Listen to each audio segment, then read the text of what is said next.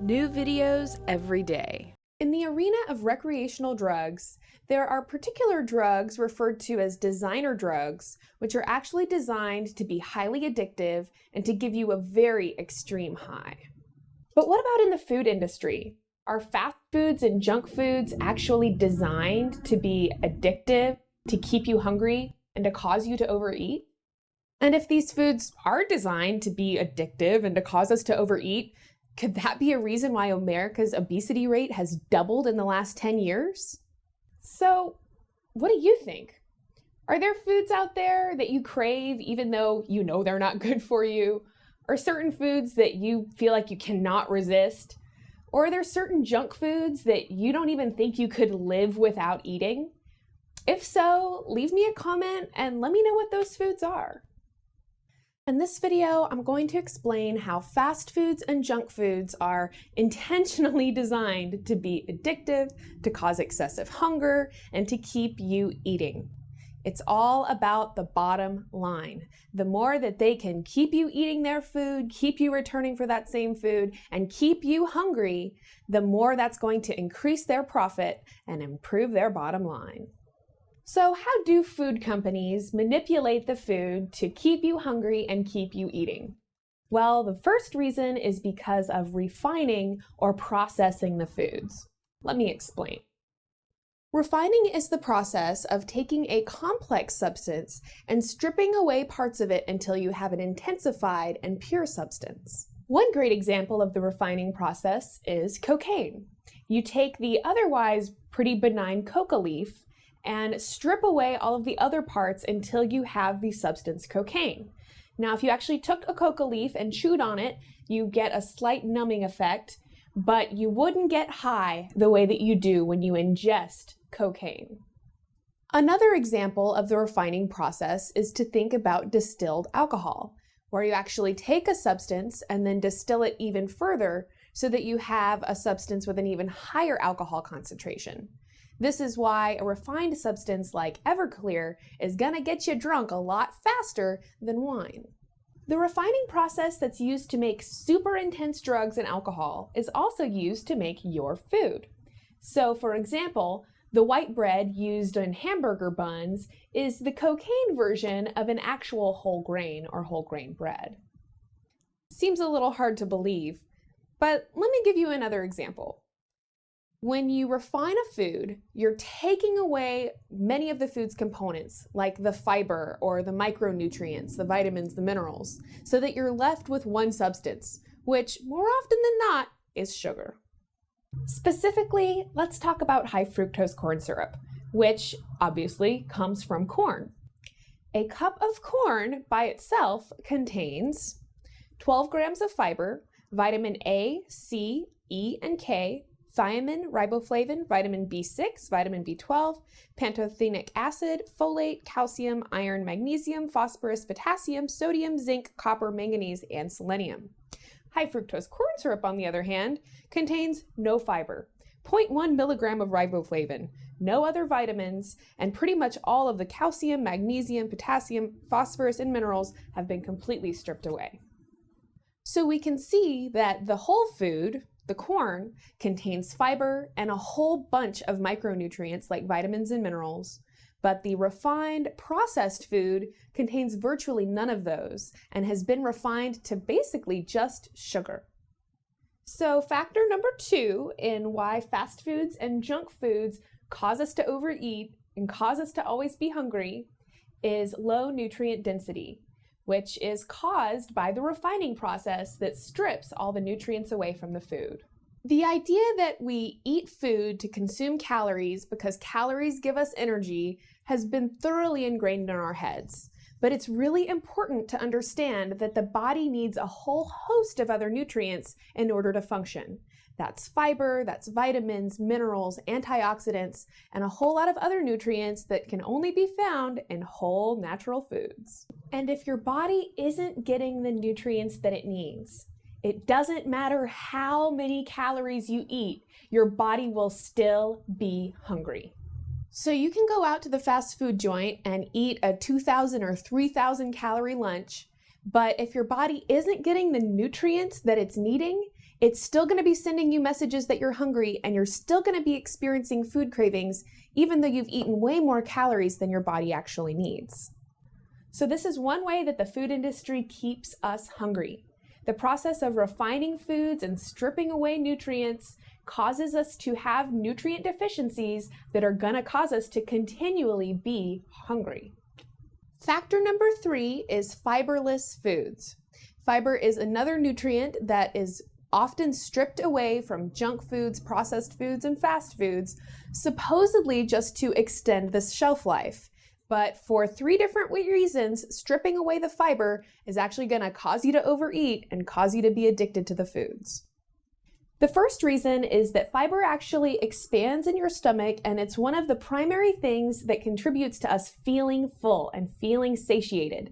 And without the fiber in the foods, it's going to take a lot longer for our stomach to send us a message that it's time to stop eating. Reason number 2 is that fiber is very important for regulating blood sugar. And when you take the fiber out of a food, it's going to cause your blood sugar to spike a lot more severely. And if you've paid attention in my previous videos, then you already know that spiking your blood sugar is going to cause a severe insulin response that's going to cause you to store fat. It's going to cause you to be hungry again sooner, and it can also cause you to have a sugar crash or bottom out and leave you feeling tired and groggy. The third reason is that foods that have been stripped away of their fiber have higher calorie density, and I talked about this in my previous video about superfoods and junk foods. Great example would be looking at a Big Mac and an apple. Both of them contain the same amount of fiber, about 3 grams, but an apple only contains 65 calories, whereas a Big Mac contains about 600 calories. So bite for bite, a fiberless food is going to contain way more calories than a whole natural food. Factor number 4, sugar addiction. Have you ever had an intense sugar craving? So intense that it is all you can do to not just pile huge amounts of sugar in your face? What's the difference between a sugar craving and a caffeine craving or a nicotine craving? What's the difference between being addicted to sugar or being addicted to a recreational drug?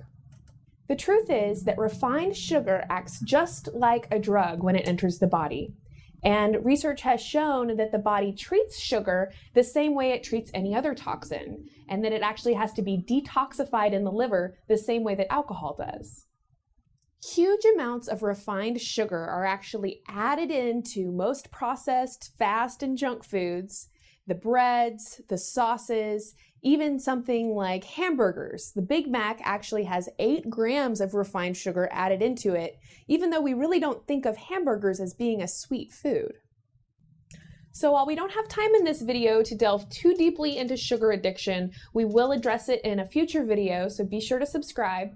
But a recent study at Princeton actually found that rats who were fed a diet consisting of 25% sugar, which is actually a lot less than most of the average American diet's consumption of sugar. And when they took the rats off the sugar, they actually went into a state of anxiety with chattering teeth and the shakes and a whole lot of withdrawal symptoms that are very similar to the withdrawal symptoms that we see from morphine, nicotine, and other drugs. The 5th factor is rapid blood sugar swings. Now, when we're consuming refined, processed, and junk foods, they are going to spike our blood sugar very quickly and very intensely. Now, when that happens, that is a deadly state for the body. So the body's going to flood with insulin. Insulin will escort the sugar around to your cells, and the cells will use what sugar they can, but all the excess sugar is going to be turned into fat. And pretty soon, you're going to have low blood sugar, which is also potentially deadly for the body, so that your body's going to cause you to start having sugar cravings. At the same time, when you have these huge, rapid raises and drops in blood sugar, that's also going to cause you to be moody, to be groggy, to feel tired, low energy, and just feel crappy all the way around. Now, too many of these spikes and drops in blood sugar over the period of time will contribute to your body developing type 2 diabetes, will contribute to your insulin suddenly not functioning as well anymore. Also, you should know that every time you're spiking and bottoming out, you are storing fat. And if you're wondering if you are doing this, then you can just ask yourself if you're having sugar cravings. And if you are, that is a really good indication that you are probably spiking your blood sugar way too much. The sixth factor is that food manufacturers will just straight up add addictive chemicals to their food. Some of the most common examples are caffeine and monosodium glutamate, more commonly known as MSG. Caffeine is a stimulant drug, and it is actually the most abused substance in the world. The idea is pretty simple. Once your caffeine fix wears off, you're going to be craving caffeine again. So if Coca-Cola is your main source of caffeine, then Coca-Cola is what you're going to crave when you need that caffeine fix. And if you don't go for your caffeine fix, you're likely to have withdrawal symptoms like headaches, moodiness, and other unfavorable side effects caused from withdrawal. Monosodium glutamate, or MSG, is a neuroexcitatory chemical that causes pleasure in the body. Now, it's actually been known since the 1960s that if you give MSG to rats or other animals, it will cause them to overeat, cause them to become obese, and cause them to develop diabetes. In fact, when a pharmaceutical company needs to test their new diabetic drug, they actually create diabetic rats by giving them MSG. And if you take a second to put in MSG and mice in your search engine, you will see the pictures of these huge rats that have been created for the purpose of experimentation by giving them a lot of MSG. Now, some people will say, oh, there's no way that we're eating that much MSG, but I just would encourage you to turn over the label and start looking at how much MSG you're actually consuming. And it just kind of raises the question, why are they adding it to the food anyways? If it's known to cause obesity, overeating, and diabetes, why would they add it to the food? Aren't there other things they could add to the food to make it taste good that don't cause those things? So these were my 6 reasons why I believe that fast food and junk food manufacturers are purposefully making their foods cause overeating, cause excessive hunger, cause us to continually buy and continually eat their foods. But what do you think? Am I just completely whacked out, conspiracy, crazy, off the wall? Or does some of this make sense to you? And if you do agree with me, then please share this video with your friends and family. You can put it on your blog or your Facebook page, because I think this is really important information that people should know. But if this video didn't convince you, then I hope you'll tune in for my next video where I'm going to go over some recent scientific studies that have actually shown that our brains react in the same way to processed foods, highly palatable junk foods, as they do to addictive drugs. And in another video, we've all heard of going green, but is it possible to go green in America, where everything's largely based on disposable products? Stay tuned for our future video on planned obsolescence. Thanks again for watching my video. I really hope that it was useful to you. If you haven't done it yet, please give me a thumbs up, and I'll see you again soon.